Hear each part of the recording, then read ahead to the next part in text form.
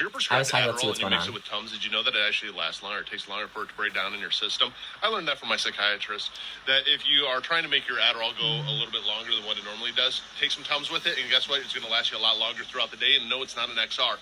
If you want to really fuck up your Adderall and fuck up what it does to your system, have grapefruit juice. Citrus acid, but grapefruit juice especially, if you take it drink some within an hour before or even after taking Adderall, it doesn't allow it to absorb correctly into your system, and it fucks you up.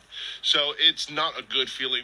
Things like this is so important, why you talk to your psychiatrist, your psychologist, when you're taking meds. Hey, I'm Ethan, I'm a pharmacist, and you guys always know that I love a good pharmacy hack, but I really need to dispel this, rumor of this Tums and Adderall and grapefruit juice. So with the interaction with Tums and Adderall, it is a very minor interaction, and most likely a pharmacist or any healthcare provider usually is not going to discuss this. And yes, he is correct that Adderall does prefer an acidic environment. Honestly, with Tums, unless you're taking I don't know, a ton of them, that it is really not going to raise your gastric pH higher than 6.5, which is where you're going to see that the Adderall may be lasting a bit longer. Because when you're increasing your gastric pH, that is going to allow Adderall to last longer in the body, but can also cause side effects as well. And then with the grapefruit juice, I honestly was very confused with that because I have never heard of that counseling point before. Between you and me, a lot of the times with these grapefruit drug interactions, you have to be on pretty much a grapefruit diet for there to really be that interaction. But with grapefruit juice, it usually affects cytochrome P450, which we have several of them in our body, like 3A4,